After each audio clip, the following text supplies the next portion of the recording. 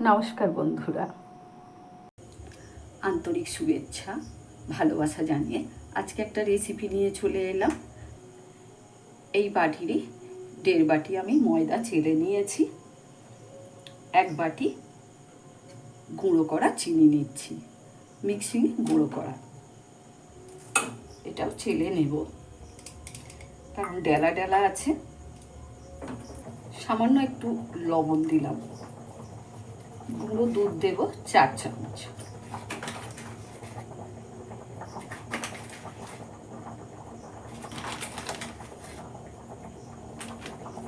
দুধটা ঢেলে নিচ্ছি। বেকিং পাউডার দিয়ে 1 চামচের 4 ভাগের 1 ভাগ, আর 1 চামচ, হাফ চামচের একটু বেশি দিলাম বেকিং সোডা। এগুলো আমি চেলে নেব। দুটো আম ছোট ছোট করে কেটে মিক্সিং জারে পেস্ট করে এনেছি। আমটা ছাঁকনি দিয়ে ছেঁকে নেওয়া হয়নি, সেই জন্য এখন ছেঁকে নিলাম। একদম মিহি পেস্ট হয়েছে। এগুলো ভালো করে মাখিয়ে নেব। দুধটা জাল দিয়ে ঠান্ডা করা ছিল।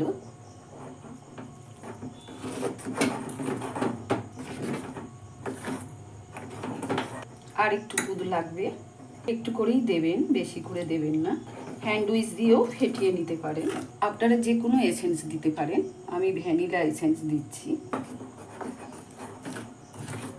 খুব ভালো করে ফেটিয়ে নেব।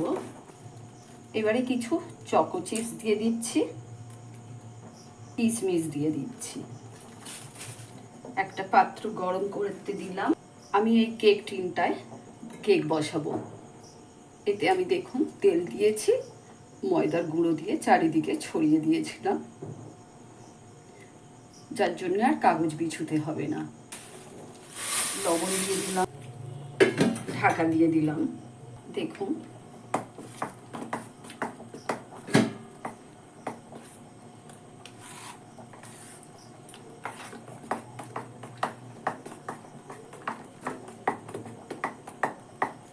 এটা গরম হয়ে গেছে।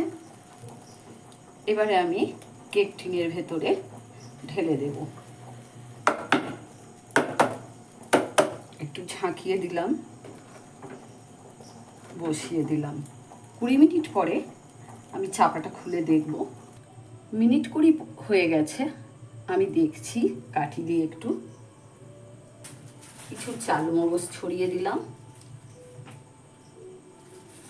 কাজু দিচ্ছি, এবার কিশমিশ দিচ্ছি, চকো চিপস দিয়ে দিলাম,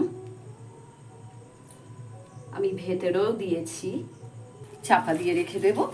তারপরে আবার কাঠি দিয়ে চেক করে নামিয়ে নেব। কেকটা বেক হয়ে গেছে, আর কিছু কাঠিতে লেগে নেই। দেখুন, গ্যাসটা অফ করে দিই, ঠান্ডা হোক। ঠান্ডা হলে আমি দেখাবো আপনাদের। দেখুন বন্ধুরা, কত সুন্দর উঠেছে দেখুন।